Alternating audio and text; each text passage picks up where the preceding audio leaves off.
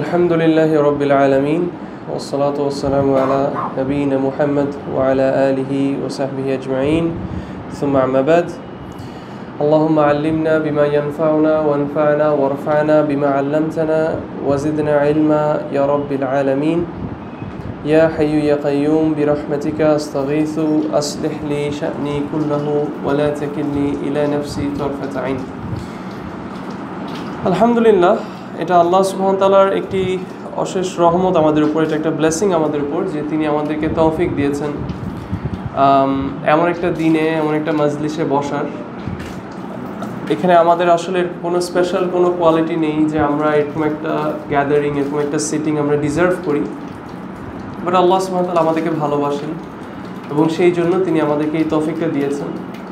এবং আজকে আমরা এমন একটা দিনে আছি, নিশ্চয়ই আমাদের এই সমাজে, আমাদের এই দেশে, আমাদের এই শহরে এই সময় এরকম অনেকেই এমন কাজ করতে যাচ্ছেন এবং সেই কাজের দিকে তারা আগাচ্ছেন যে কাজটা করে তারা মনে করছেন যে তারা আল্লাহর সন্তুষ্টি লাভ করবেন এবং তারা সেই বিশ্বাসে সে কাজটা করছেন যে তারা আল্লাহর সন্তুষ্টি লাভ করবেন, তারা রাসূলুল্লাহ সাল্লাল্লাহু আলাইহি সাল্লামের ভালোবাসা এক্সপ্রেস করবেন এটা দিয়ে। কিন্তু আসলে বিষয়টা তেমন না। যেমন রাসূলুল্লাহ সাল্লাল্লাহু আলাইহি সাল্লাম যেভাবে হাদিসে বলেছেন যে আমরা যদি এমন কোনো কাজ করি যেটা রাসূলুল্লাহ সাল্লাল্লাহু আলাইহি সাল্লাম শিখিয়ে যাননি, যেটা ওনার শিখানো সুন্নাহর মধ্যে ইনক্লুডেড না, ফাহুয়া রাদ্দুন, সেটা বাতিল হয়ে যাবে। তো এটা আল্লাহ অনেক বড় নিয়ামত। আমরা এটা অনেক সময় বুঝি, অনেক সময় এটা আমরা বুঝি না, কিন্তু এটা আল্লাহর অনেক বড় একটা নিয়ামত যে আল্লাহ আমাদেরকে এই তৌফিকটা দিয়েছেন যে আমরা তাদের অন্তর্ভুক্ত হইনি। ইনস্টেড আল্লাহ আমাদেরকে সঠিক বুঝটা দিয়েছেন, সঠিক সুন্নাহ বুঝার তৌফিক দান করেছেন এবং আল্লাহ আমাদেরকে এই সুযোগটা দিয়েছেন যে এরকম একটা মাজলিসে বসে আমরা কোরআন সুন্নাহ থেকে যে অথেন্টিক নলেজটা সেটা আমরা গেইন করতে পারবো, সেটা আমরা অ্যাচিভ করতে পারবো এবং ইনশাআল্লাহ আমরা এটার উপর আমল করতে পারবো। আজকে আমার যে টপিকটা, মানে মেইনলি আমার যে টপিকটা অথবা যে বইটা দিয়ে আজকে আমরা শুরু করছি, বইটির নাম হচ্ছে তা'যীমুল ইলম। তা'যীমুল ইলম এটাকে বাংলায় এক শব্দে ট্রান্সলেট কীভাবে করে আমি এক্স্যাক্টলি জানি না, বাট আমি আপনাদেরকে তা'যীমুল ইলমের মিনিংটা আমি বোঝাচ্ছি। তা'যীমুল ইলম বলতে বোঝানো হচ্ছে যে নলেজ, ইলম, এটাকে অনার করা, এটাকে রেসপেক্ট করা, ঠিক আছে, এটাকে গ্লোরিফাই করা, এটাকে বড় করে দেখা নিজের কাছে, এটাকে মূল্যায়ন করা, এটার অর্থই হচ্ছে তা'যীমুল ইলম। সো ইলমের মূল্যায়ন, ইলমকে মূল্যায়ন করা, ইলমের ভ্যালিউটা বোঝা, হ্যাঁ, ইলমকে গ্লোরিফাই করা, রেভারিং নলেজ যেটাকে বলা হয় ইংলিশে, ঠিক আছে।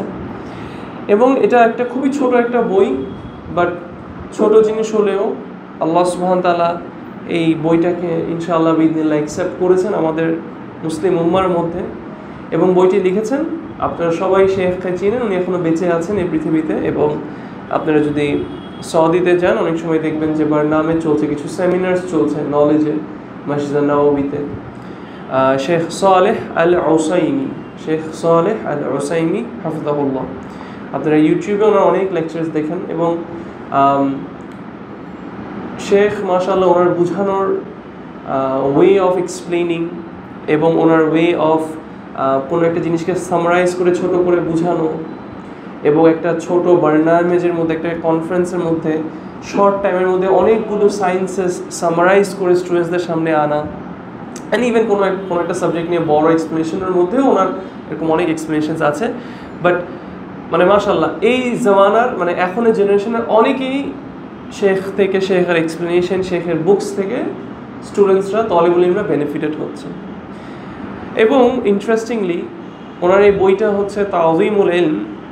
এবং যদি আপনাদের সবাইকে, যারা যারা শেখ সালেহ আল উসাইমিকে চিনেন, যদি বলা হয় যে মানে একটা জিনিস দিয়ে ওনাকে একটু ডেসক্রাইব করেন তো ওনার পার্সোনালিটি অথবা ওনার বৈশিষ্ট্য, সবাই এটা একমত হবে যে শেখের দার্স দেখলে, শেখের কথা বলার স্টাইল দেখলে, শেখের অনেক সময় ছাত্রদেরকে শাসন করা দেখলে খুব স্পষ্টভাবে বোঝা যায় যে শেখ ইলমকে তা'যীম করে, শেখ ইলমের মূল্যায়ন করেন, অনেক বেশি মূল্যায়ন করেন।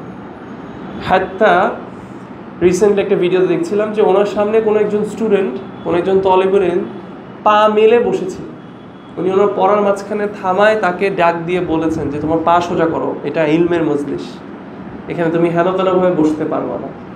আরেকটা ভিডিওতে দেখা যাচ্ছে যে উনি ওনার কোনো একজন স্টুডেন্ট ওনার সামনে মানে পিঠ দেখায় অথবা মনে করেন দেওয়ালের সাথে হেলান দিয়ে ওই দিকে ফিরে, মানে ওনার অপোজিট দিকে ফিরে বসে বসে কথা শুনছেন। উনি সেটাকে শাসন করে এটাকে ঠিক করে দিলেন, বললেন যে না, এভাবে তুমি বসতে পারবে না। আরও আপনারা ইউটিউবে হতে পারে দেখবেন যে উনি পড়াচ্ছেন এবং হঠাৎ করে সাইডে কোনো একটা আওয়াজ হলো। তো সাধারণত আমাদের কী হয়, ধরেন আমি পড়াচ্ছি, এখানে দরজায় যদি একটা আওয়াজ হয়নি, আপনারা যে অলরেডি বলছি একজন তাকায় ফেলছে, হ্যাঁ সাধারণত মানুষ এরকম তাকায়। তো শেখ এরকম মসজিদে উনি পড়াচ্ছেন, একটা আওয়াজ হয়েছে, স্টুডেন্টের মনে একটু তাকাইছে, উনি সাথে সাথে বলছে যে ইলম ওইখানে না, ইলম এখানে। যাদের ওইটা শোনার ইচ্ছা, মানে এভাবে করে উনি একদম খুব মানে কঠিনভাবে উনি শাসন করেছেন। সো ওনার কথাবার্তা, ওনার ওয়ে অফ টিচিং সব কিছু দেখে এমনিতেই ওনার কাজে কর্মে এটা এক্সপ্রেস হয় যে উনি ইলমের তাযীম করেন, ইলমকে উনি রেসপেক্ট করেন, ভেনারেট করেন। এবং এই বইটা আমাদেরকে মেইনলি এটাই শেখাবে। যে কোনো বই যখন আমরা পড়তে চাই, একটা হচ্ছে আপনি পড়ার জন্য পড়লেন, একটা হচ্ছে আপনি এমনি শোনার জন্য শুনলেন, আরেকটা হচ্ছে আপনি বুঝার জন্য বইটা পড়ছেন, বুঝার জন্য বইটা শেখার চেষ্টা করছেন। এবং আপনার বোঝাটা শুরু হবে সর্বপ্রথম এটা দিয়ে যে এই বইটার সাবজেক্ট ম্যাটারটা কি, এই বইটার মেইন টপিকটা কি। অনেকে আছে অনেক বই পড়ে ফেলে, কিন্তু তাকে যদি বলা হয় যে আমাকে সোজা ভাষায় বলেন তো এই বইটাতে মেইন মেসেজটা আমাদেরকে কি দিতে চাচ্ছে, বলতে পারবে না। ঘোড়ায় পেঁচায় অনেক কথা হতে পারে বলবে, কিন্তু এটা বলতে পারবে না যে আসলে বইটার মেইন মেসেজটা কি, লেখক কোন পয়েন্টটা স্টাবলিশ করতে চাচ্ছে। অতএব আমরা যখনই কোনো বই পড়বো না কেন, আমাদের জন্য it is very important to understand, এটা খুবই জরুরি আমাদের জন্য বোঝা যে আসলে বইটার টপিকটা কি, আসলে এই বইটা পড়ে হোয়াট ইজ দ্য আউটকাম। আমি এই বইটা পড়ার আগে আমার মধ্যে কি ছিল না, এবং বইটা পড়ার পরে আমার মধ্যে কি আসবে। এটা ফিজিক্যাল আশা মিন করেছি না, মানে নলেজের দিক দিয়ে আমি কি অ্যাচিভ করব। This is very important.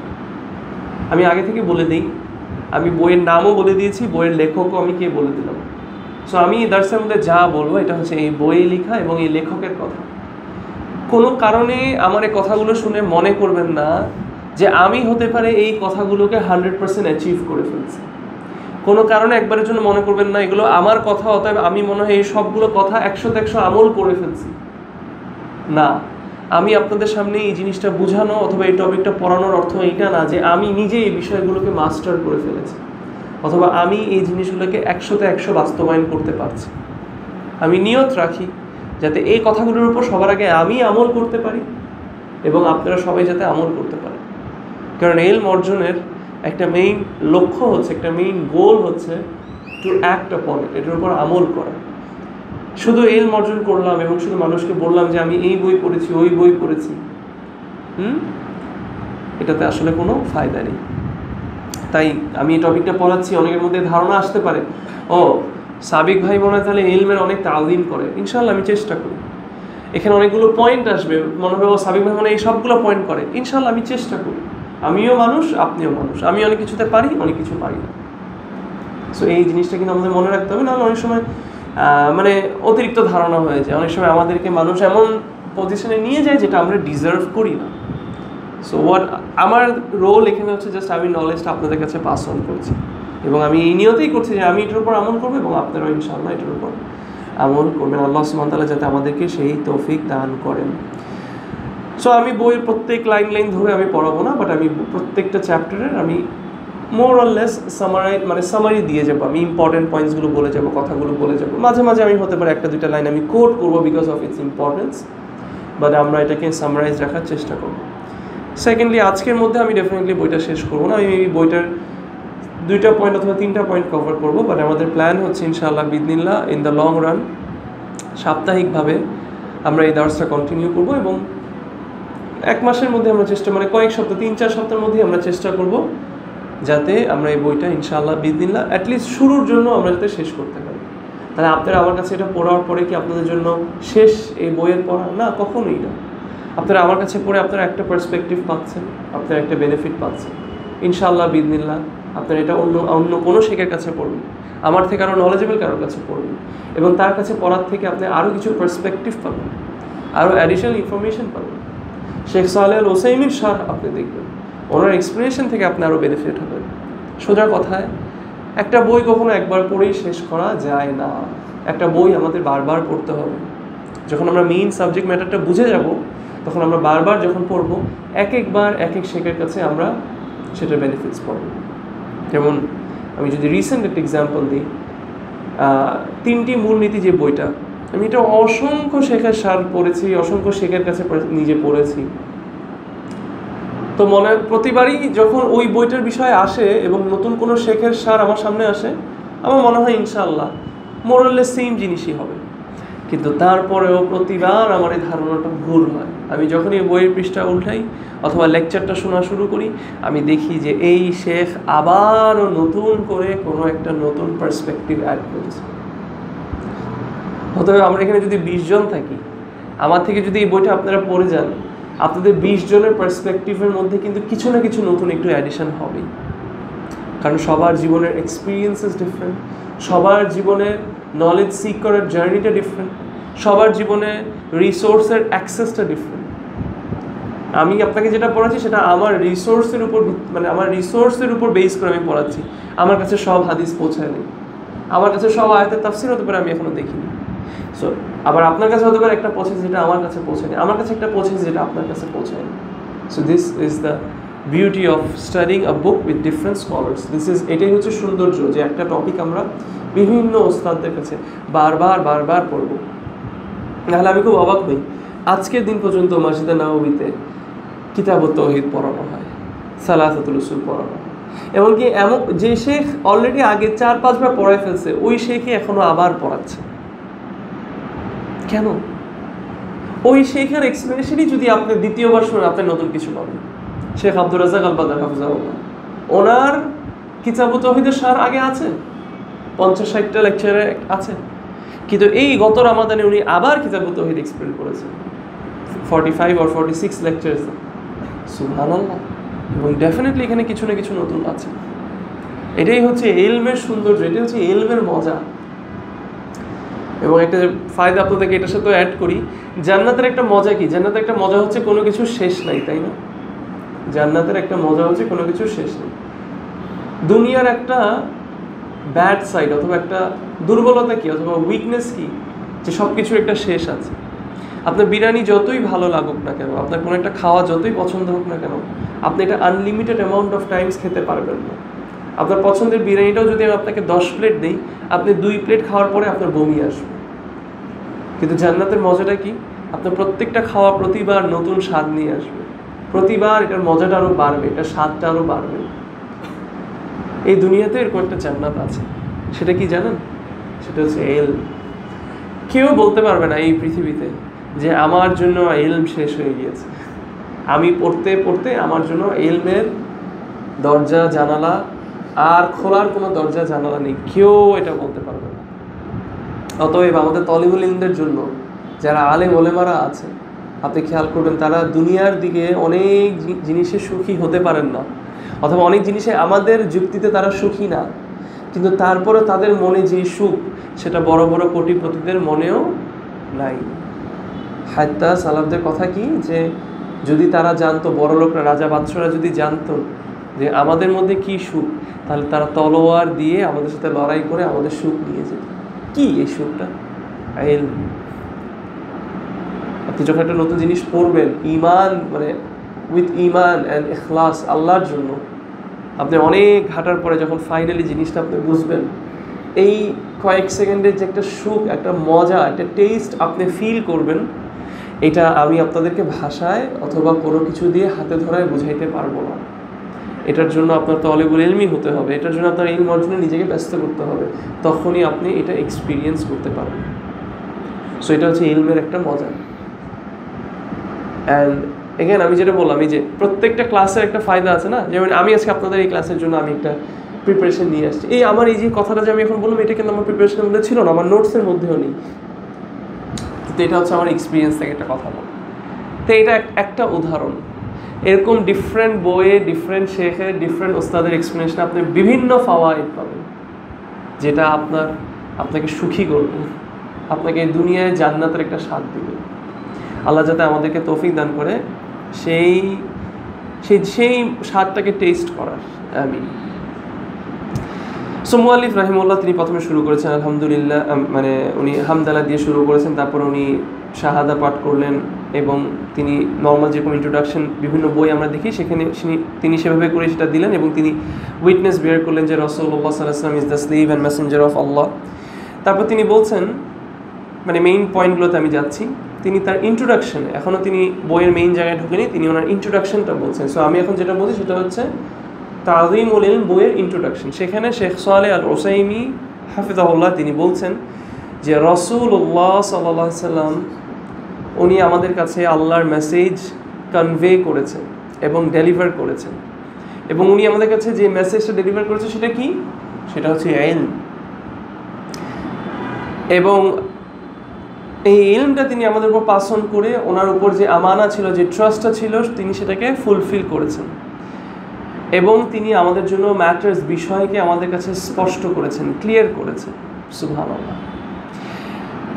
এবং ওনার এই কর্মটা দিয়ে, এই কাজটা দিয়ে, রাসূলুল্লাহ সাল্লাল্লাহু আলাইহি ওয়াসাল্লাম ইলম ছড়িয়ে দিয়ে উম্মার মধ্যে তিনি আমাদের জন্য যেসব মিথ্যা ফলস অ্যাকিউজেশনস এবং আর্গুমেন্টস আছে সেগুলোকে ক্ল্যারিফাই করেছেন। অতএব রাসূলুল্লাহ সাল্লাল্লাহু আলাইহি ওয়াসাল্লাম যে ইলম আমাদের জন্য রেখে গিয়েছেন সেই ইলম হচ্ছে কি?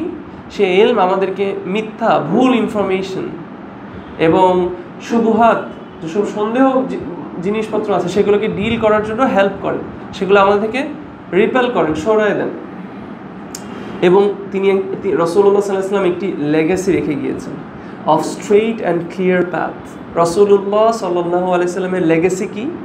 রাসূলুল্লাহ সাল্লাল্লাহু আলাইহি ওয়াসাল্লামের লেগাসি হচ্ছে একটা ক্লিয়ার এবং স্ট্রেইট পাথ, এবং সেটা হচ্ছে ইসলাম। এবং রাসূলুল্লাহ সাল্লাল্লাহু আলাইহি ওয়াসাল্লাম রেখে গিয়েছেন দ্য নোবেল সুন্নাহ। রাসূলুল্লাহ সাল্লাল্লাহু আলাইহি ওয়াসাল্লামের সুন্নাহ আমাদের মধ্যে আছে। এবং যে এটাকে আগলায় ধরলো, যে এটাকে সিক করলো, যে এটাকে মানে এই ইলম অর্জন করার জন্য নিজেকে ব্যস্ত করলো, সেই হচ্ছে আসল উইনার, সেই হচ্ছে আসলেই লাভবান। আর যে এটাকে কি করলো না, যে এটাকে সিক করলো না, সে আসলে কি? লুজার। এখানে আমি আপনাদের একটা কথা বলি, এখানে আমি যা বলছি সব কথা কিন্তু আমার বইয়ের মধ্যে নেই। কিছু পয়েন্টস বলছি, তার সাথে আমি আরও কিছু অ্যাডস করছি, কিছু পয়েন্টস বলবো, তার সাথে আরও কিছু অ্যাড করবো, ঠিক আছে না? সো তারপর তিনি বলছেন, মুআল্লিফ রাহিমাহুল্লাহ তিনি মেনশন করছেন যে এই ইলম জিনিসটা হচ্ছে অনেক হাই ভ্যালু একটা জিনিস, এটা অনেক দামি একটা জিনিস, এবং এটা পাস অন হচ্ছে generation after generation, generations after generations এটা পাস অন হচ্ছে। এবং এই জিনিসটাকে যে অর্জন করতে পারবে, যে ধরতে পারলো, সে সবচেয়ে বেশি সুখী হবে কোথায়? এই দুনিয়াতে এবং আখিরাতে, পরজীবনে। সুবহানাল্লাহ। এই জিনিসটা, এই ইলম, এটা যেখানেই থাকে সেই জিনিসটার ইজ্জা বেড়ে যায়, সেই জিনিসটার অনার বেড়ে যায়। সুবহানাল্লাহ। এটা একটা সৌন্দর্যের মতো, মানুষ নিজেকে মানে গয়না গাটি পরে মানুষকে বিউটিফাই করে না, ইলম একটা অ্যাডর্নমেন্টের মতো।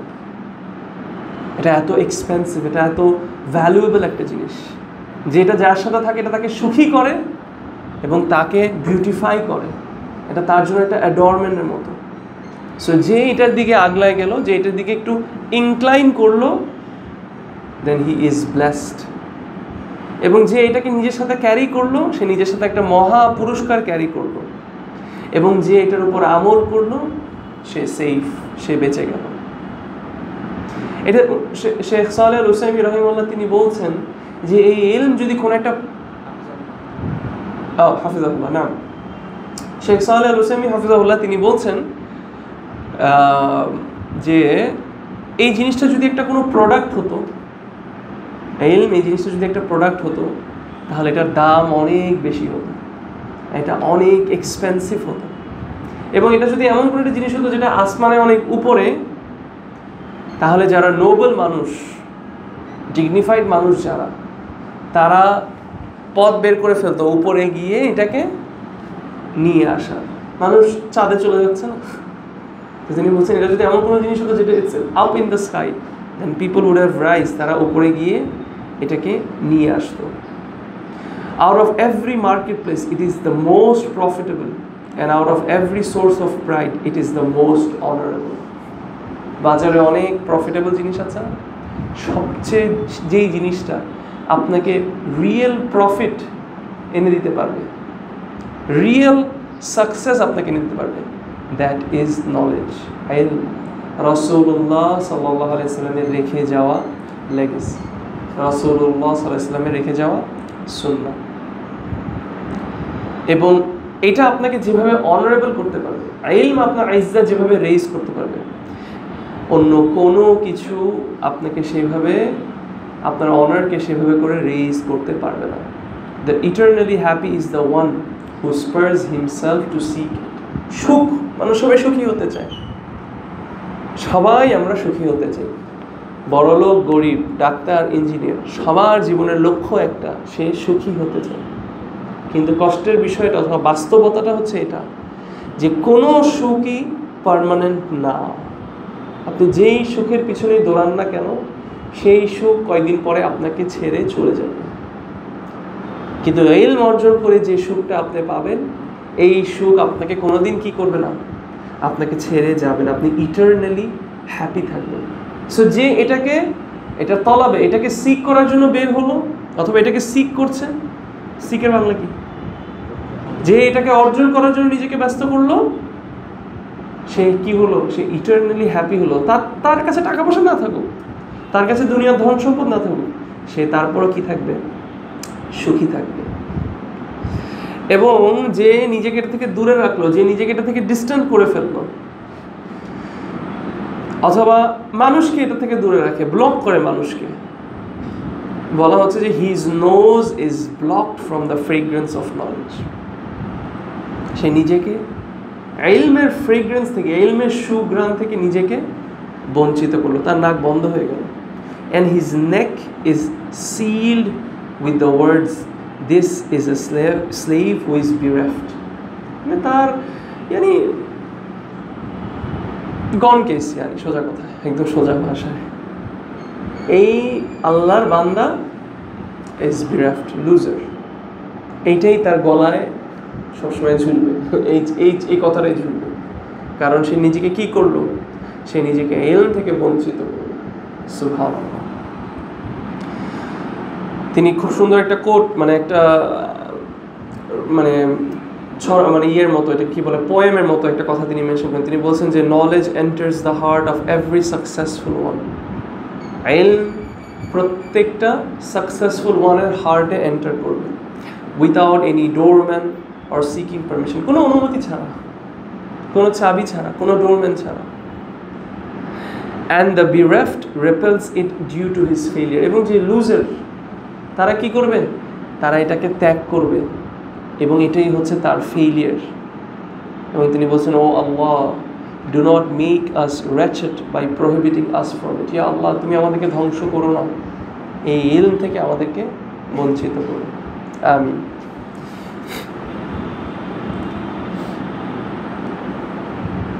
এই ইলম আমাদেরকে মানুষ হিসাবে যেটা করে, সেটা হচ্ছে আমাদেরকে সঠিক রাস্তাটা দেখায়। কেন এই ইলমটা এত ইম্পর্টেন্ট আমাদের জন্য? কারণ আল্লাহ সুবহানাহু ওয়া তাআলা আমাদেরকে সৃষ্টি করেছেন শুধু এক আল্লাহর ইবাদত করার জন্য। এবং এই শুধু এক আল্লাহর ইবাদত এককভাবে আমি শুধু তখনই করতে পারবো যখন আমি কি করতে পারবো, যখন আমি ইলম অর্জন করব। আমি ইলম অর্জন যদি না করি, আমাকে যদি ইলম না থাকে, তাহলে আমি সাকসেসফুলি এক আল্লাহর ইবাদত করতে পারবো না। অ্যান্ড ইভেনচুয়ালি আমি যদি এক আল্লাহর ইবাদত না করি, আমি তাওহীদকে যদি বাস্তবায়ন না করি, অথবা আমি যদি সেই জিনিসগুলোকে থেকে নিজেকে ডিস্টেন্স না করি যেটা আমাকে আল্লাহর অসন্তুষ্টির দিকে নিয়ে যাবে, তাহলে ইভেনচুয়ালি এটা আমাকে জাহান্নামের দিকেই ঠেলে দেবে। সুবহানাল্লাহ। এবং এই ইলম কখনো থেমে থাকবে না, ইলম অর্জন করা কখনোই থেমে থাকবে না, কেউ কখনো এটাকে থামাতে পারবে না। এবং এটার এবং এটাকে অলওয়েজ, এটার মূল্যায়ন করা হবে এই দুনিয়ার মধ্যে, এই আরতের মধ্যে অলওয়েজ ইলম অর্জন, ইলমের মূল্যায়ন হবেই হবে। এবং ইলম সারা জীবন একটা ভ্যালুয়েবল জিনিস থেকেই যাবে। এবং এটার একটা প্রুফ হচ্ছে কি, আপনি দেখেন চারিদিকে তাকায়, এত কিছুর পরেও প্রতিদিন দার্সের সংখ্যা কি বাড়তেছে নাকি কমতেছে? হালাকার সংখ্যা কি বাড়তেছে নাকি কমতেছে? বাড়তেছে। একটা সময় ছিল, আমরা যখন স্টুডেন্ট লাইফে ছিলাম, আমরা যারা জেনারেল লাইনে ছিলাম, আমাদের জন্য আরবি শেখাটা মানে ছিল অমাবস্যার চাঁদের মতো বিষয়। কিন্তু এখন আমার মনে হয় না কোনো স্টুডেন্ট, একটা জেনারেল লাইনের ছাত্র যদি আরবি শেখার ইচ্ছা রাখে, সে বলতে পারবে যে আমার কাছে কোনো অপশন নাই আরবি শেখার। কেউ বলতে পারবে না, কেউ বলতে পারবে না। একটা সময় ছিল টাকা না থাকলে আপনি আরবি শিখতে পারবেন না। মানে একজন জেনারেল লাইনের হলে আপনার কাছে ভালো অ্যামাউন্ট অফ টাকা না থাকলে আপনি আরবি শিখতে পারবেন না। মানে ইম্পসিবল আমি বলছি না, মোস্ট অফ দ্য কেস এটাই সিনারিও ছিল, অন্তত আমার জন্য এই বিষয়টা এমনই ছিল। কিন্তু এখন কেউ বলতে পারবে না যে আমার কাছে টাকা নাই এবং সেই কারণে আমি অ্যারাবিক শিখতে পারছি না। বলতে পারবে? এত ফ্রি কন্টেন্ট ভরা, দার্সের পর দার্স, আকিদা, ফিকহ, হাদিস, আমাদের আলেম ওলামাদের বই, আরবি থেকে ইংলিশ, আরবি থেকে বাংলা, বাংলা ভাষা ইটসেলফ, ইংলিশে বাই ইটসেলফ, রিসোর্সফুল বুকস, দুরুজ, হালাকাত। হ্যাঁ, কোভিডের সময় আরও বেড়ে গেল এটা। আজকে মানুষ দেশে বসে, বাংলাদেশে বসে, শেখ আব্দুর রাজ্জাক আল বাদার, শেখ সালেহ আল উসাইমি হাফিজাহুল্লাহ, হ্যাঁ, শেখ সালেহ আলী শেখ হাফিজাহুল্লাহ, এবং আরও যারা বড় বড় শয়ুখ আছে, অথবা শেখ বিন বাজ, শেখ উসাইমিন, শেখ আলবানি, ওনাদের ফতোয়া, ওনাদের লেকচার্স, ওনাদের কথাবার্তা, ওনাদের বই হাতের কাছে। সুবহানাল্লাহ। হার্ড কপি নেই, পিডিএফ আছে। পিডিএফ আছে, চোখে সমস্যা হচ্ছে, প্রিন্ট করা যাচ্ছে। কোনো দিক দিয়ে দরজা বন্ধ না, দরজা শুধু খুলছেই। সুবহানাল্লাহ। এবং এটা হচ্ছে কি, এই বিষয়টা যে ইলমের প্রপাগেশন যে এরকম বেড়েই যাচ্ছে, this is a sign, this is what, এটা হচ্ছে মুমিনদের জন্য অন্তরের শান্তি, একটা হ্যাপিনেস।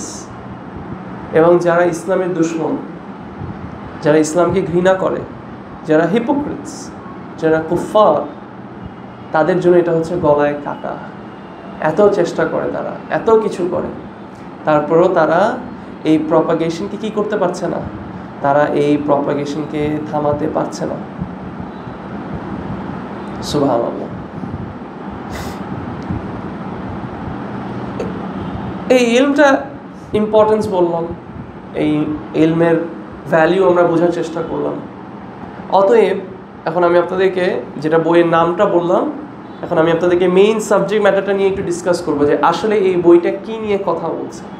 বইয়ের নাম আমি কি বলেছিলাম? তাযীমুল ইলম, না, ইলমের মূল্যায়ন করা।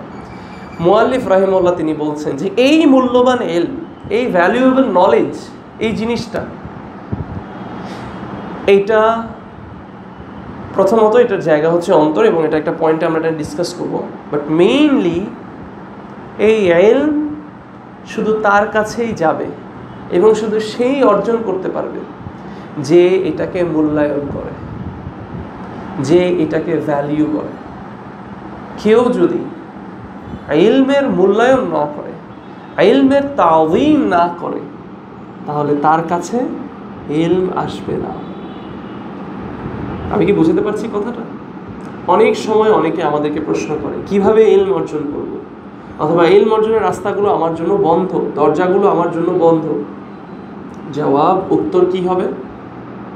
আপনার জন্য এখন হতে পারে যে এই ইলম অর্জন করার রাস্তাটা বন্ধ, কিন্তু ইলমকে তো মর্যাদা করা আপনার জন্য বন্ধ না। ইলমকে তো আপনি মর্যাদা করতে পারছেন, ইলমকে তো আপনি ভালোবাসতে পারছেন, ইলমকে তো আপনি তাযীম করতে পারছেন, এটাতে তো আপনাকে কেউ বাধা দিচ্ছে না।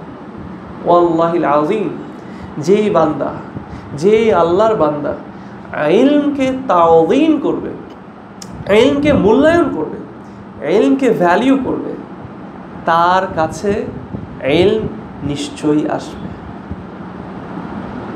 আমি কি বুঝতে পেরেছি কথাটা? শেখ সালেহ আল উসাইমি হাফিজাহুল্লাহ এই কথাটাই আমাদেরকে বুঝাতে চাচ্ছে। এবং তিনি এটাও বলছেন যে দুঃখের বিষয়টাই হচ্ছে এটা যে অনেক তলেবুল ইলমদের মধ্যে এখন তুল্লাবুল ইলম, তারা ইলম অর্জন করায় ব্যস্ত, কিন্তু তারা ইলমের তাওযীম করে না। তারা মনে করছে তারা ইলম অর্জন করছে, কিন্তু আসলে প্রকৃত ইলম তাদের কাছে আসবে না। আসলে তারা ইলম থেকে ফায়দা নিতে পারবে না। সুবহানাল্লাহ। ওয়াল্লাহি, আমার নিজের জীবনে এটা দেখা। আমি এমন মানুষকে দেখেছি যে ইলমকে ভালোবাসে, ইলমকে তাওযীম করে। আমার ছাত্রদের মধ্যে আমি দেখেছি সে ইলমকে শুধু ভালোবাসার জন্য আল্লাহ তার সামনে একটা একটা একটা একটা একটা একটা একটা করে ওয়েজ শুধু খুলেই গিয়েছে। তার জন্য কোনোদিন দরজা বন্ধ হয়নি, দরজা শুধু খুলেছে। আর আমি এরকম অনেকজনকে দেখেছি যার সামনে সকল দরজা খোলা, কিন্তু শুধুমাত্র সে ইলমকে তাওযীম না করার জন্য সে আসলে সেই দরজাগুলো খোলা থাকার সত্ত্বেও সেই বাসাগুলোতে ঢুকে সেই বাসাগুলো থেকে ভালো কিছু আদায় করতে পারেনি। মানে সেই ইলমের ঘরগুলো থেকে দরজা খোলার সত্ত্বেও কোনো ইলম অর্জন করে সে ফিরত আসতে পারেনি। অসংখ্য এরকম দেখা, আরব দেশ থেকে পড়ে আসা, অমুক শহর থেকে পড়ে আসা, অমুক নাম করা জামিয়া থেকে পড়ে আসা, কিন্তু তার মধ্যে আসলেই সেই ইলমের কোনো প্রভাব দেখা যায় না। লিমাযা? কারণটা হচ্ছে ইলমের তাওযীমের অভাব, ইলমের মূল্যায়নের অভাব। এই নীতিটা মনে রাখতে হবে। ইলমের মূল্যায়ন করলেই আপনাকে ইলম দেওয়া হবে। যদি আপনি ইলমের মূল্যায়ন করা না শিখেন, তাহলে আপনি কি করতে পারবেন না? আপনি ইলম অর্জন করতে পারবেন না। এবং দুনিয়ার বেলায় তো এটা অবভিয়াস। আপনি যেই চাকরিকে মূল্যায়ন করেন না, আপনি সেই চাকরিতে বেশি দিন টিকবেন না। হইতে পারে আপনার জায়গাটাতে এখন অন্য কাউকে রাখার মতো কাউকে পাচ্ছে না, সেই জন্য কি করলো? সেই জন্য আপনাকে রেখেছে। বাট যেই মুহূর্তে আপনার জায়গায় অন্য কেউ চলে আসবে, আপনার জায়গায় অন্য ভালো কাউকে পেয়ে যাবে, তখনই আপনাকে আইদার সুন্দর কথা বলে অথবা বাজে কথা বলে আপনাকে বের করে দেওয়া হবে। যেই মেয়েকে আপনি মূল্যায়ন করবেন না, সেই মেয়ে আপনাকে বিয়ে করবে না। আপনি যে মেয়েকে বিয়ে করছেন তার বাবাকে তো আপনি এটা বলেই বিয়ে করছেন যে আপনার মেয়ের আমি খেয়াল রাখবো, আপনার মেয়ের আমি যত্ন করবো। আপনার কাজে কর্মে যদি এটা প্রমাণিত হয় যে আপনি তার মেয়ের খেয়াল রাখবেন না, তার মেয়েকে আপনি মূল্যায়ন করবেন না, সে তার মেয়েকে আপনাকে দিবে? তাহলে তো এটা দুনিয়ার একজন মেয়ে, এটা তো দুনিয়ার একটা চাকরি, এটা দুনিয়ার একটা টাকা। আর ইলম যেটা আসমান থেকে এসেছে, যেটা আপনাকে আপনার রবের ব্যাপারে শিখাবে, যেটা আপনার জীবনের পারপাসকে ফুলফিল করতে শিখাবে, সেটা আপনি পেয়ে যাবেন সেটার মূল্যায়ন করা ছাড়া। এটা কখনো হতে পারে না, আল্লাহ, এটা কখনোই হতে পারে না।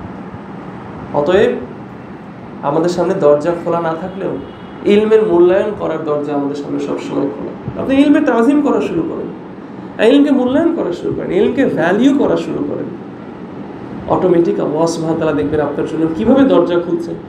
আপনি তখন এটা স্বপ্নেও মিলাইতে পারবেন না। ওয়াল্লাহি আপনি এটা কখনো স্বপ্নে মিলাতে পারবেন না। তাহলে এটা হচ্ছে কি subject matter of the book, যে নলেজকে মূল্যায়ন করা। এটাই কি মেইন জিনিস না, আরও ডিটেলস আছে।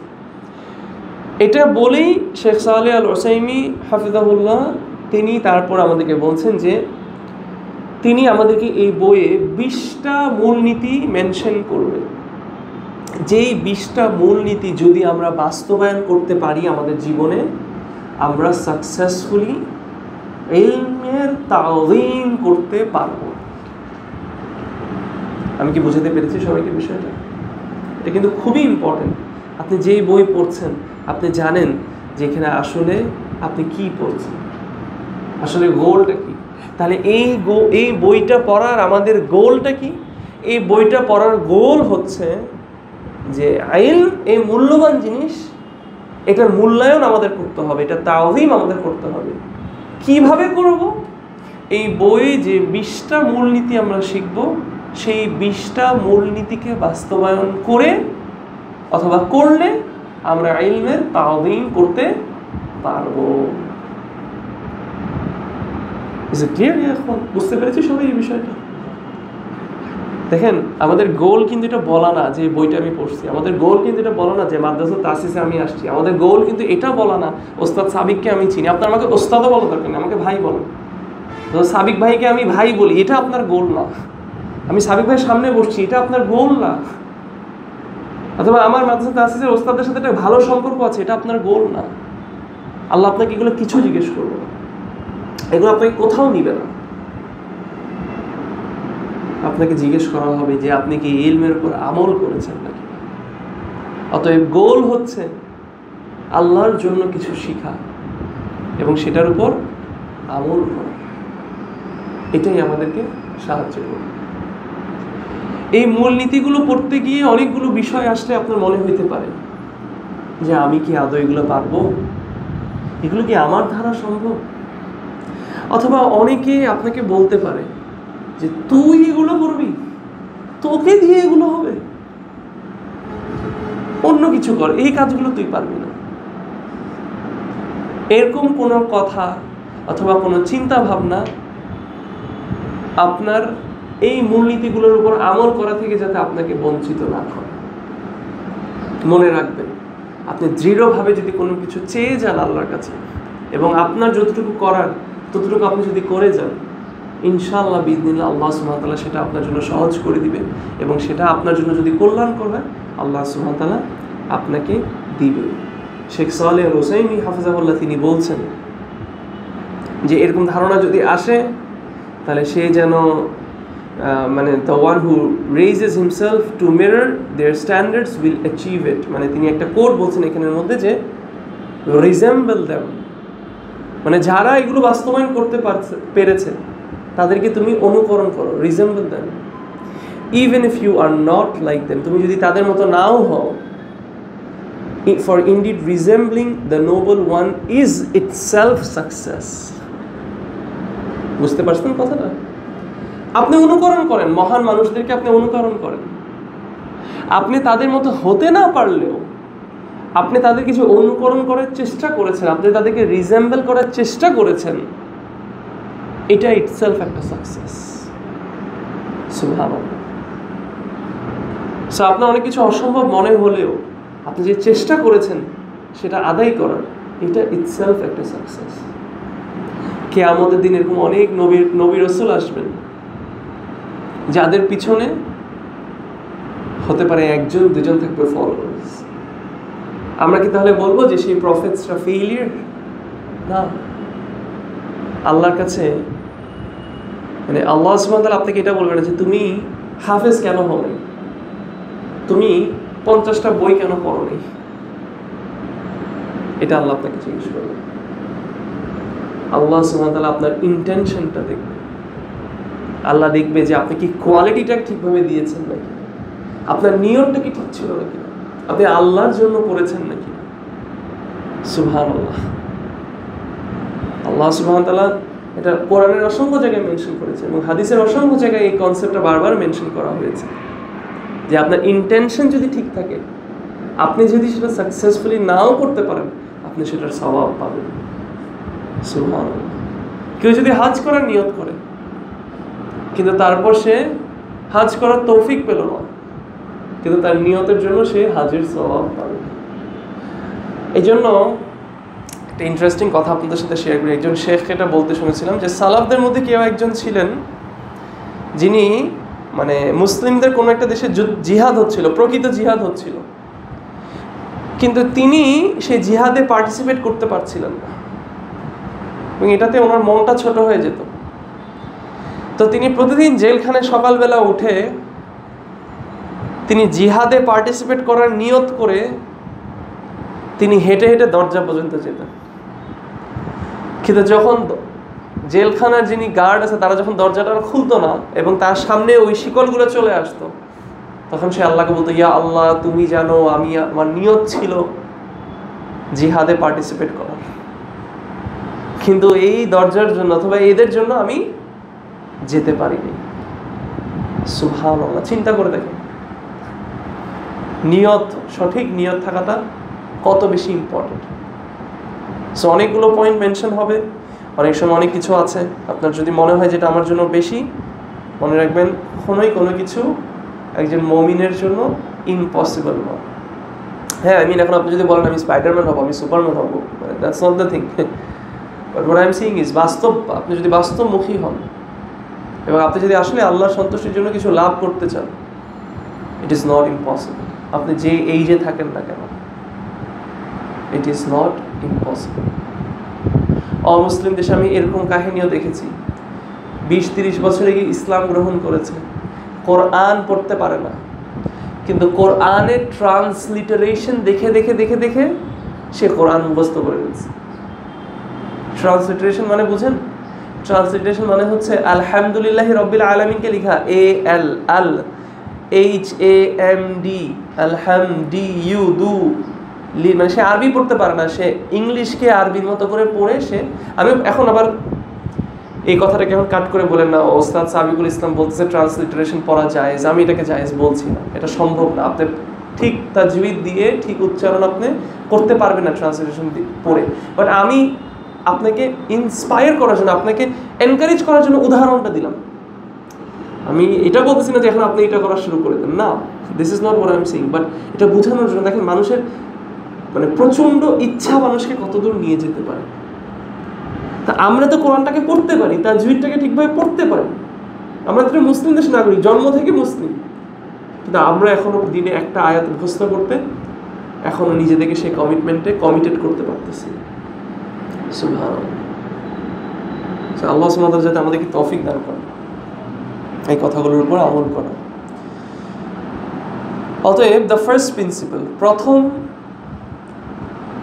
প্রথম প্রিন্সিপালটা আমি আপনাদের সামনে এখন মেনশন করব, এবং সেটা হচ্ছে কি, তিনি বলছেন তাতহীরু উইয়াইল ইলম, purifying the vessel of knowledge. শেখ মুআল্লিফ হাফিজাহুল্লাহ, আপনারা কনফিউজড হয়ে যান অনেক সময়, রাহিমাহুল্লাহ বললে এমনি কোনো সমস্যা নেই, আমি তো কারো কাছে দোয়া করতেই পারি যে আল্লাহ ওনার উপর রহম করুন। বাট সাধারণত যখন কোনো আলেম মারা যান আমরা রাহিমাহুল্লাহ বলি, এবং বেঁচে থাকলে আমি বলি হাফিজাহুল্লাহ। তা আমি ভুলে যদি কখনো রাহিমাহুল্লাহ বলে ফেলি, মনে করেন না যে আমি মানে এমন কোনো স্কলারের কথা বলছেন যিনি পৃথিবীতে নেই, তিনি পৃথিবীতে আছেন। ইটস জাস্ট দ্যাট অনেক সময় কথা বলতে বলতে ভুলে দোয়া এদিক এদিক হয়েছে। হ্যাঁ বলছি। তো প্রথম পয়েন্টটা হচ্ছে কি, সেই বাটিটাকে পিউরিফাই করা, যেই বাটির মধ্যে ইলমকে ক্যারি করা হয়, সেই বাটিটাকে পরিষ্কার করা। বাটিটা কি সেটা আমরা ডিসকাস করবো, বাট এটাই হচ্ছে প্রথম point, purifying the vessel of knowledge, ইলমের বাটিকে পরিষ্কার করা। তাহলে ইলমের বাটিটা কি? ইলমের বাটি হচ্ছে আমাদের কলব, আমাদের অন্তর। প্রত্যেকটা মূল্যবান জিনিসকে ক্যারি করার জন্য একটা বাটি থাকে, আমাদের খাওয়া দাওয়ার বাটি থাকে, সব কিছুরই একটা বাটি থাকে, আমাদের ক্যারি করার জন্য একটা কিছু না কিছু থাকে, এবং সেখানে সেই জিনিসটা থাকে। যেমন এই পানিটাকে ক্যারি করছে কি এই বোতল, তাই না? আমার যে ইম্পর্টেন্ট কন্ট্যাক্টস নাম্বারস ক্যারি করছে কি আমার এই ফোন, হ্যাঁ? আমার গুরুত্বপূর্ণ বই ক্যারি করছে মেবি আমার ব্যাগ, অথবা আমার গুরুত্বপূর্ণ পিডিএফস ক্যারি করছে আমার ফোন অথবা আমার এই ট্যাব, তাই না? কোনো রুগী ইম্পর্টেন্ট, তাকে ক্যারি করছে অ্যাম্বুলেন্স। আমার যাতায়াত করার জন্য মানুষকে ক্যারি করছে বাস, না কার, এরকম মানে প্রত্যেকটা জিনিসকে ক্যারি করার জন্য একটা কন্টেইনার, একটা ভেসেল থাকে। স্বর্ণ রাখার জন্য একটা লকার থাকে, বাটি থাকে, যা থাকা থাকে, তাই না? দেখবেন যাদের কাছে যেটা প্রিয়, অনেকে আছে ঘড়ির পাগল, ঘড়ি নিয়ে বিলাসিকতা করে, তাদের কাছে ঘড়ির কেস থাকে, হ্যাঁ, এক একটা ঘড়ি এক এক জায়গায় রাখে। মোবাইল মানুষের কাছে প্রিয়, মোবাইলের বিভিন্ন কেস থাকে, তাই না? টাকা মানুষের কাছে প্রিয়, টাকার ওয়ালেট আছে, ব্যাংক আছে। এই যতগুলো জিনিস আমি মেনশন করলাম, বউ আমাদের কাছে, আমাদের স্ত্রীরা আমাদের কাছে প্রিয়, আমাদের মা, আমাদের বোন, তাদেরকে প্রোটেক্ট করার জন্য আমাদের ঘর, হ্যাঁ, সিকিউর করছি আমরা আমাদের ঘরটাকে। প্রত্যেকটা মূল্যবান জিনিসকে রাখার জন্য কিছু জায়গা থাকে, এবং এই যা যা বললাম এই সব কিছুর মধ্যে সবচেয়ে মূল্যবান জিনিস আমাদের কাছে আমাদের ইলম, এবং এই ইলমকে রাখার বাটি হচ্ছে আমাদের কাল্ব, আমাদের অন্তর। আমি কি বুঝতে পারছি বিষয়টা? আচ্ছা, তাহলে এখন ওই উদাহরণটাতে আবারও যাই। আমার বাসাটা যদি সুন্দর না হয়, আমার বউ থাকবে? মানে আমাকে বিয়ে করবে কোনো মেয়ে যদি আমি তাকে আমার বাসা দেখাই একদম ময়লা, চারিদিকে ময়লা, অন্ধকার, দেওয়াল টেওয়াল ফাটা ফাটা, ভাঙ্গা ভাঙ্গা? স্বাভাবিকভাবে করবে না। আমার দামি স্বর্ণ গয়না আমি এমনি এখানে ফালায় রাখবো? আমার মোবাইল, লাখ টাকা দিয়ে মোবাইল কিনা, সেটা কি এমনি ওর কভার ছাড়া তো ইউজ করবো না, তাই না? আমার বই যদি আমার কাছে মূল্যবান হয়, আমি শেলফে রাখবো না কেমনে মাটিতে ফ্লোরে ফালায় রাখবো? আমার ছোট বাচ্চাটা সারাক্ষণ কোথায় রাখবো? কুলে রাখবো। তাহলে মূল্যবান জিনিসের রাখার জায়গাটা পরিষ্কার হতে হয়। যদি পরিষ্কার না হয়, আপনাকে খাইতে দিলাম আমি, খাওয়াটা আপনার জন্য ইম্পর্টেন্ট। একটা ময়লা প্লেটে খাবেন আপনি?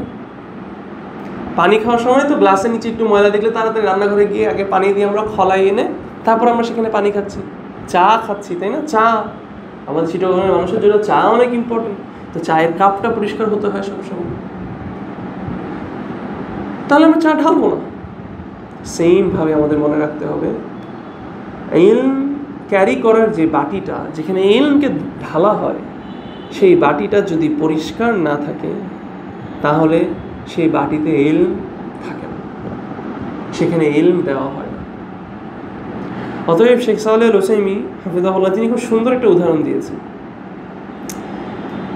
তিনি বলছেন যে একটা অন্তরের মধ্যে ইলম, এটাকে একটা ল্যাম্পের মতো মনে করে। ল্যাম্পের বাংলা কি? বাতি। হ্যাঁ, এটা একটা বাতির মতো মনে করে। এবং বাতি থেকে কি হয়, মানে বাতির চারিদিকে, ল্যাম্পের চারিদিকে একটা গ্লাস থাকে না?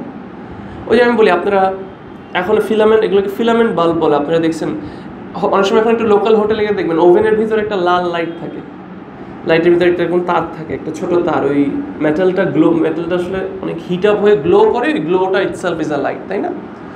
আচ্ছা, মেটালটা তো গ্লো করতেছে, কিন্তু মেটালটার চারিদিকে যে গ্লাসটা থাকে, সেই গ্লাসটা যত বেশি পরিষ্কার থাকে, লাইটটা তত বেশি কি হয়?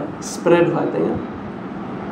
সেই গ্লাসের উপর যদি বালি পড়ে, কাদা পড়ে, ময়লা পড়ে, অনেক সময় দেখবেন কোনো বিল্ডিংয়ে যদি রঙের কাজ হয়, কোনো বাসায় আপনার কোনো ঘরের কোনো রুমে যদি রঙের কাজ হয়, রং মিস্ত্রিরা দেওয়াল রং করতে গেলে ব্রাশ থেকে ফোঁটাগুলো অনেক সময় লাইটের উপর গিয়ে পড়ে। তখন সেই লাইটগুলো কিন্তু, লাইটের আলোটা সুন্দর করে আসে না। আসে না। তাহলে আপনার অন্তরটাকে এরকম একটা বাল্বের মতো চিন্তা করেন, অন্তরের আলোটাকে ইলমের মতো চিন্তা করেন। এবং অন্তরটা যদি ময়লা হয়, তাহলে মনে করবেন ওই লাইটের উপরে ময়লা, ধুলাবালি পড়েছে।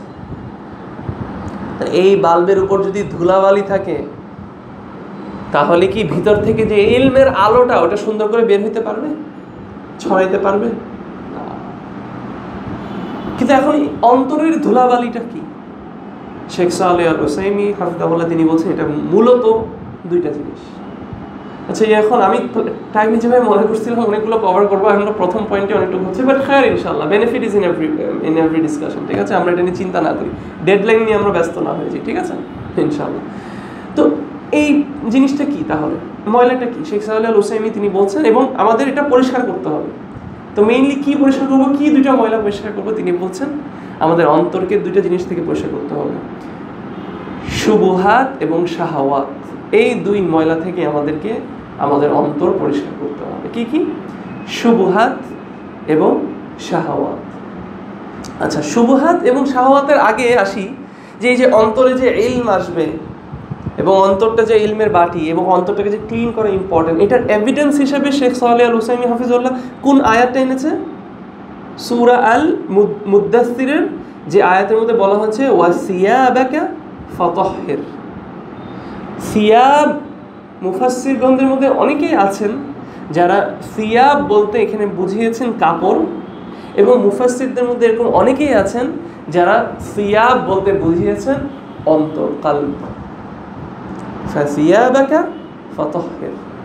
আল্লাহ সুবহানাহু ওয়া তাআলা রাসূলুল্লাহ সাল্লাল্লাহু আলাইহি ওয়াসাল্লামকে দাওয়াত দেওয়ার আগে অর্ডার করছেন যে তোমার সিয়াবকে তুমি পিউরিফাই করো।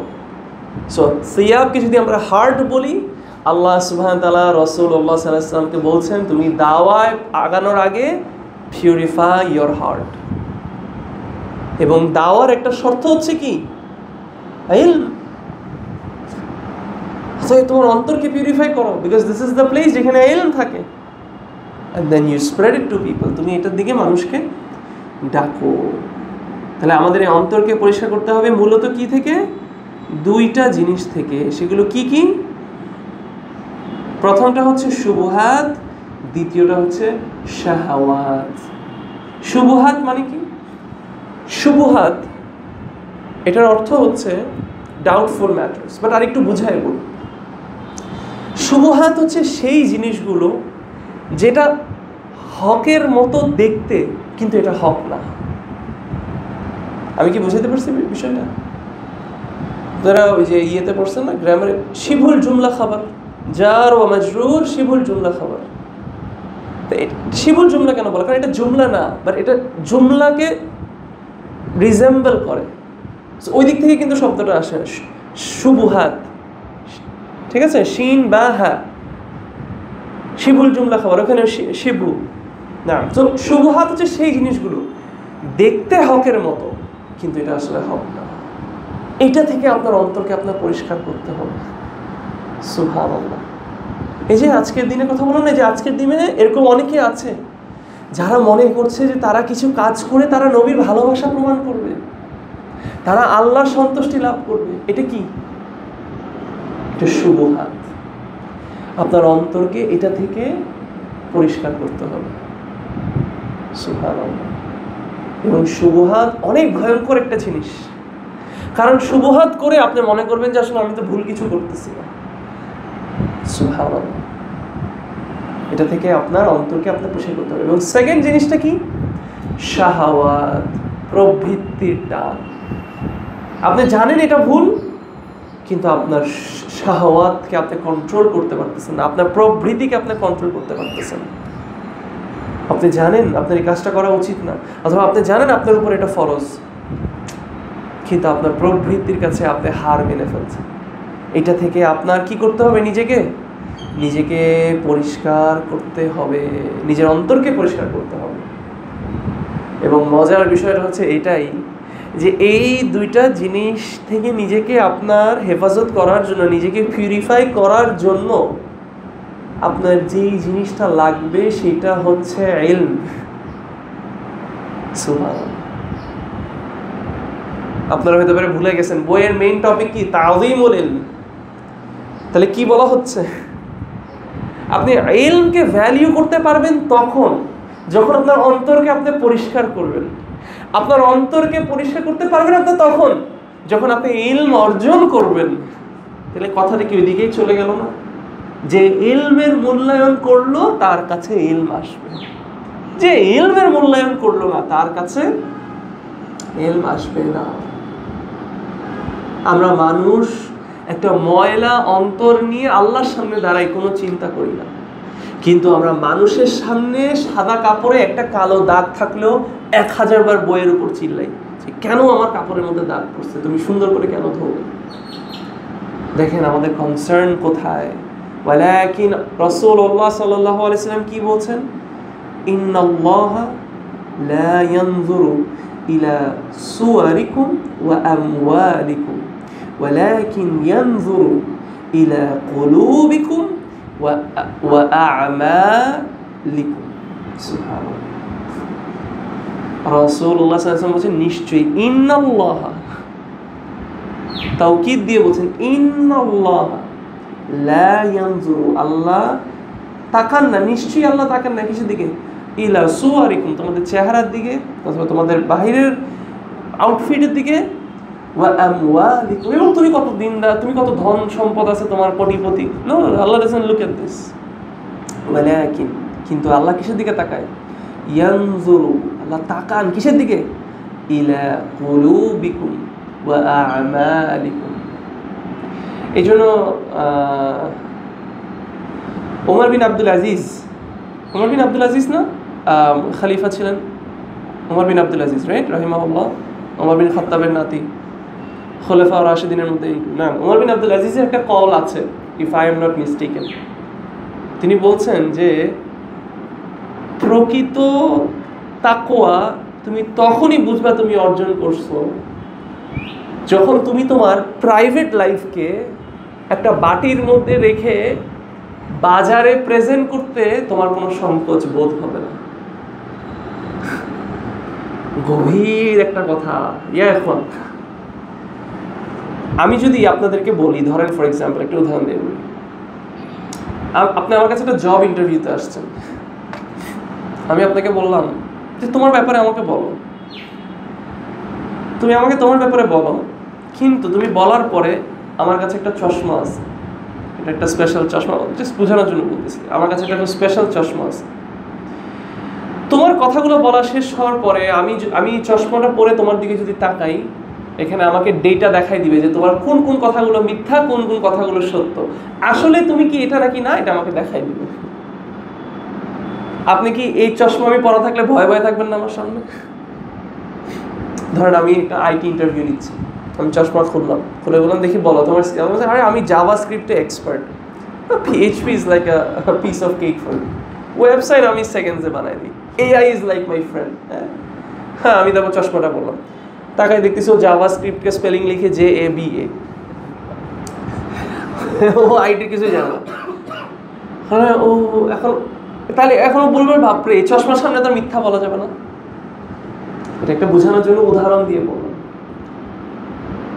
আমরা আমাদের জীবনটাকে যদি এভাবে গড়ে তুলতে পারি যে আমার private life is exactly how it is in my মানে আমি পাবলিকে যেরকম প্রাইভেটে শুভ, আমি পাবলিকে যদি দেখা যায় আমি আল্লাহর অনেক ভয় পাই, আমি একা থাকলে আমি আল্লাহকে সেভাবে করে ভয় পাই, এই দুটো যদি মিলে বুঝবেন যে আপনি কি ইউ হ্যাভ, মানে আপনি তাকওয়া বাস্তবায়ন করতে পারছেন।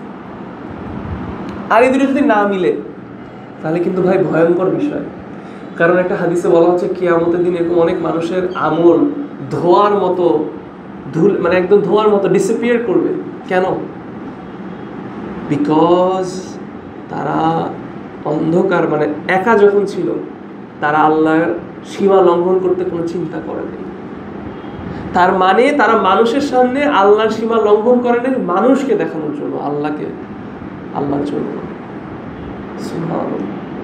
বুঝেন বিষয়টা? আমরা কাপড় ঠিক করা নিয়ে ব্যস্ত, বিকজ মানুষ তো চোখে শুধু কাপড়টা দেখে, কিন্তু আল্লাহ ডিরেক্ট কিসের দিকে, হাদিসে কি বলছে, এটা কিন্তু হাদিসটারই ব্যাখ্যা।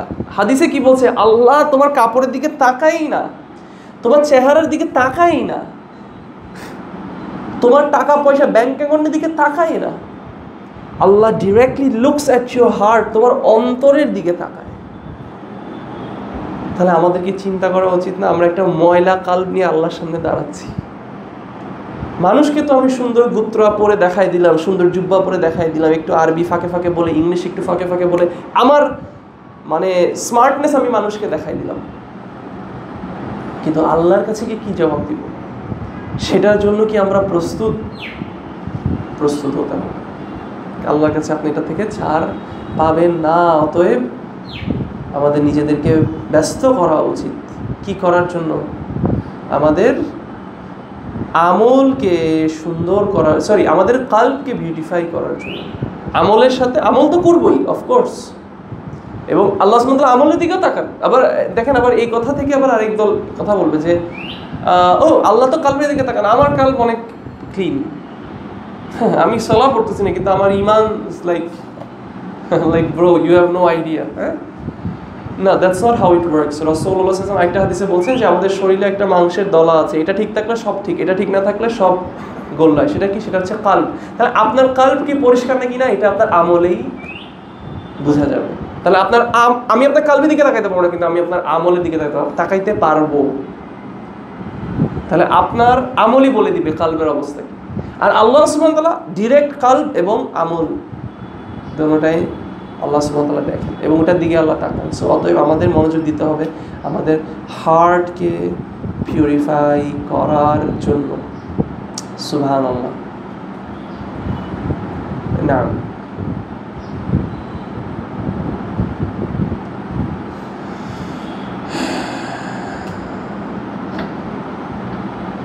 নাম طيب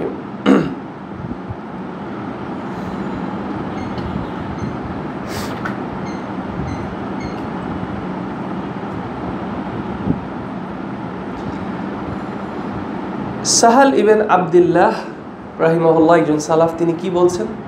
তিনি বলছেন, হারামুন আলা কলবিন আন ইয়াদখুলাহুন নূর ওয়া ফীহি শাইউন মিম্মা ইয়াকরাহুল্লাহু আযজা ওয়া জাল্লা।